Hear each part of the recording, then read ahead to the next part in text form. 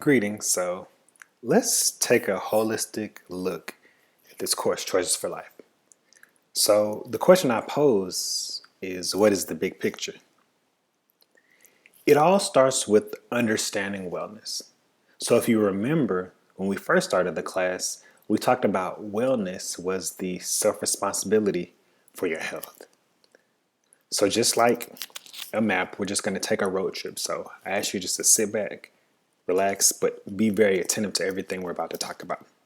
So what's the big picture? Understanding wellness once again.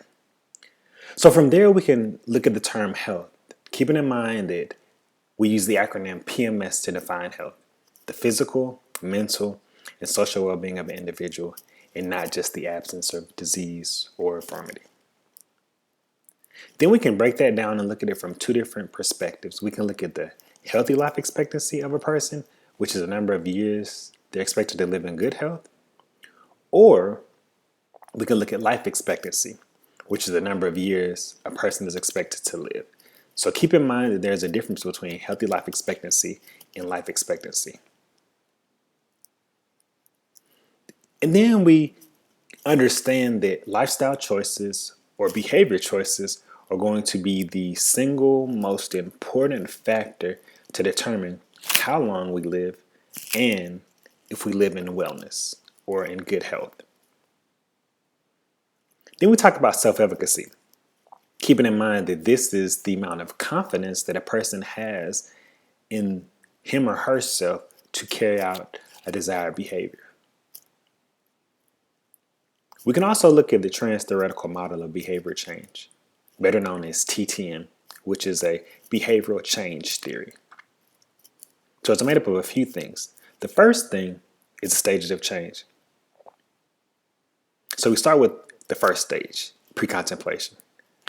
I don't want to change, or something about being in denial. The second stage would be contemplation. Now we're weighing the pros and the cons. Is change worth it? Now we go to preparation, keeping in mind that preparation means that I am preparing to do something within the next 30 days. From there, we can go to action, understanding that action means doing something for less than 6 months. And then the last stage, maintenance. So keeping in mind that maintenance means that I've been doing this particular behavior for 6 months or more. Coming back to TTM, we can look at SMART, keeping in mind that SMART is an acronym that a person would use to create healthy goals. The S is for specific. The M is for measurable. The A for achievable. The R for reward. And then the T for time defined. So make sure you're familiar with these 5 letters that make up SMART. And once again, what is SMART used for? To create health or healthy goals. The last part of TTM is the processes of change. Keeping in mind that these are strategies that a person would use to help them to move through the stages of change. And how many do we have? The answer is 9. Consciousness raising. How do I learn about it? Self-reevaluation. Is change really worth it? Countering. What can I do instead? Environmental control. Understanding that my surroundings must make it convenient and easy. Helping a relationship. Will you help me stick with this? Social liberation. Is there help out there? Reward. How can I reward myself along the way? Self-liberation. I can do it. Emotional arousal. I don't want that to happen to me. So where do we go from wellness? Now we can talk about the dimensions. The wellness lifestyle is a coordinated and integrated living pattern that involves 7 dimensions. So keeping in mind that each dimension is correlated with each other. So there's an interconnection. You have physical, emotional, spiritual, occupational, intellectual, social, and environmental. So I challenge you to come up with different examples of things that fall under the 7 dimension of wellness. Going back to our big picture, understanding what wellness is. Now let's go in another direction. Now let's talk about, how does one grow in wellness? How do you make positive lifestyle choices? Growth in wellness is influenced by many factors. Understanding how each of these factors contribute to your growth in each dimension of wellness is very important. Starting with awareness, then going to assessment, followed by knowledge, then self-management skills, motivation, and then support and opportunity. So these are the things that help a person to grow in wellness. Coming back to the big picture, understanding wellness. What else is important? Well, it's important to understand healthy people 2020 in this case. So every 10 years, the government establishes health goals for the nation. And this can be broken up into 2 different things. The first thing are the 4 overarching goals. So make sure you're familiar with these overarching goals. The second thing to understand is that to achieve these lofty goals, specific objectives have been targeted. So for the first half of the class, we looked at 2 of these objectives: physical activity and cardiovascular health. And then when we got to the second half of the course, every chapter we discussed was a specific objective. Stress in chapter 10, nutrition in 11, weight status in 12, cancer in 13, substance abuse in 14, and sexually transmitted diseases in chapter 15. So physical activity, the ability of the body to function at optimal efficiency. Keeping in mind, you need to understand heat illnesses, heat cramp, heat exhaustion, and heat stroke make up the 3 heat illnesses. The fluid pyramid, understanding that the more active a person is, the more fluid that they should consume. And then we have the benefits of exercise for everyone, women and men. So make sure you're familiar with these 4 effects or training effect benefits for both men and women. Make sure you're familiar with how females benefit from exercise as it relates to their menstruation. And then be familiar with how exercise benefits men specifically in lowering their testosterone levels. Then we can look at the health-related fitness components, 5 different ones: cardiorespiratory endurance, muscular strength, muscular endurance, flexibility, and body composition.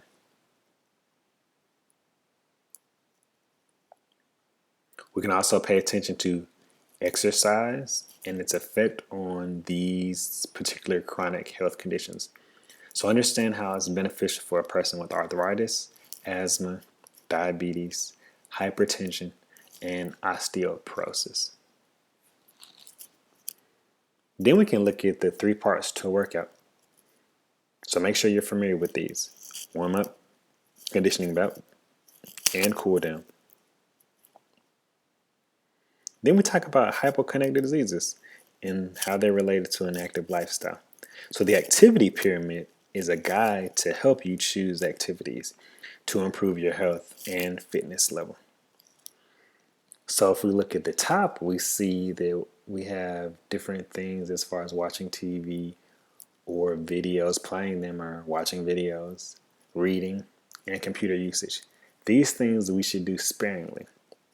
And then when we get to the bottom, the lifestyle activities, these are things that we should do every day and multiple times per day. Okay, so we've completed chapter 3. Next, chapter 9. Cardiovascular health. So, cardiovascular disease refer to diseases of the heart and the blood vessel. Understanding we need to know the risk factors leading to heart disease. So we have primary controllable and primarily uncontrollable. And then we have secondary controllable. Keep in mind that there are no secondary uncontrollable risk factors. Remember the blood pressure levels, understanding what a systolic level is and diastolic level. And then understanding the numbers that are associated with both normal, pre-hypertension, and hypertension. So I would actually make a chart for that one. And then cholesterol levels. Understanding what HDL is, LDL, knowing the numbers associated with those two things, and also knowing the number associated with total cholesterol level, and then the target number that a person should look to obtain. Now we go on to chapter 10, which is stress. So it's important to understand all of these key terms from this particular PowerPoint slide. Stress, stressors, acute stress, chronic stress, optimal stress, distress, and eustress. Understanding the stress response. 3 stages to it: alarm reaction, resistance, and exhaustion. We can talk about daily hassles versus daily uplifts. So I really want to understand what's the difference between a hassle and an uplift. So go back into your book or Google it or something and find out how the two differ. And then we can talk about personality types. So we have type A, type B, type C. Understanding these 5 C's, what do they mean? Type D, and then the hot reactor.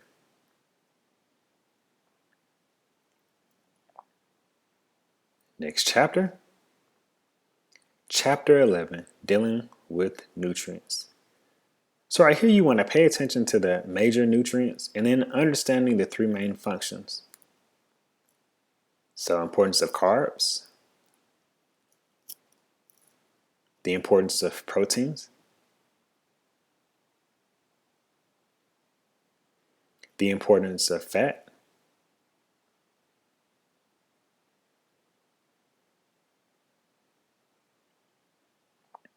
the importance of vitamins, the importance of minerals, and then the importance of water. So what I would do with these is I would go back and I would look at them, because if we think about carbs, there's more than one type of carb. If we think about fats, there are more than one type of fats. If we think about vitamins, there are more than one type of vitamins. And same thing with minerals. So go back and do that.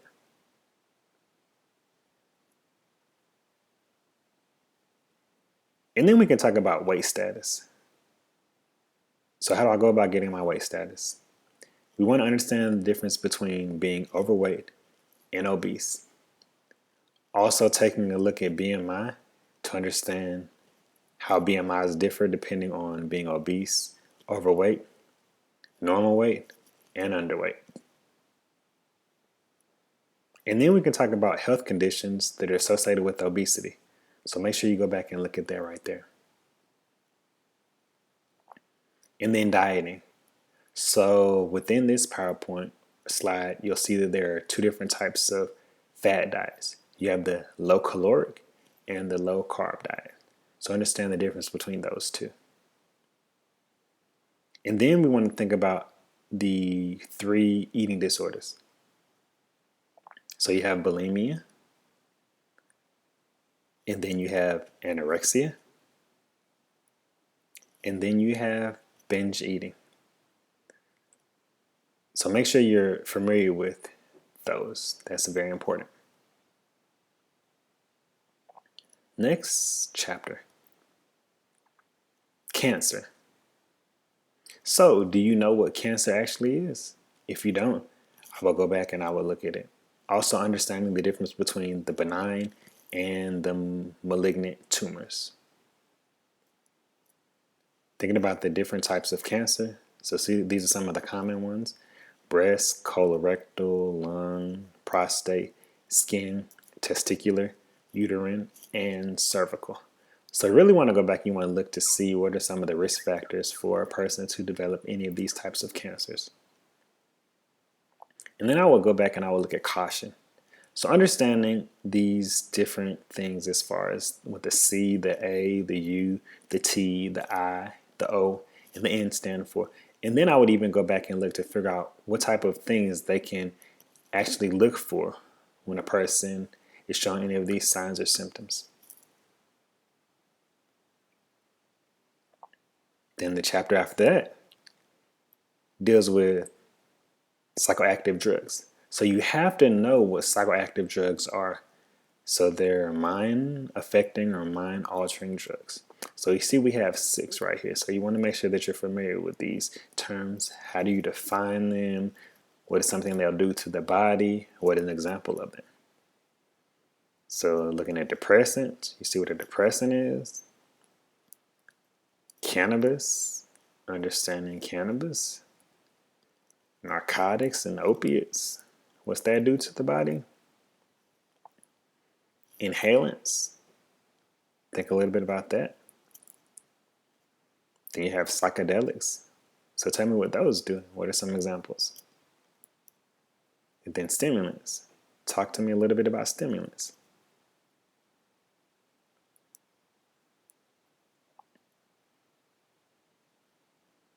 And then we get to the last chapter. So sexually transmitted diseases or infections can be curable or incurable, also known as treatable. So make sure you know the curable and the incurable ones. Knowing that curable is caused by a bacteria. So you have chlamydia. Make sure you're familiar with that. You have gonorrhea, another one caused by a bacteria. And then you have syphilis, the last one caused by bacteria. So make sure you're familiar with those things.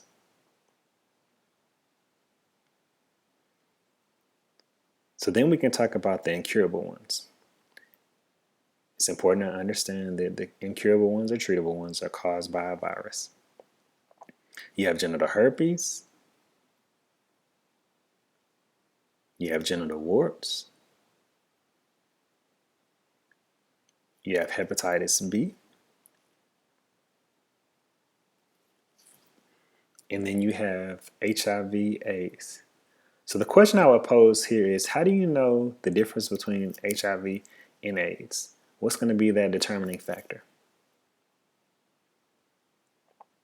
So once again, that's the last chapter dealing with curable and incurable sexually transmitted diseases and infections.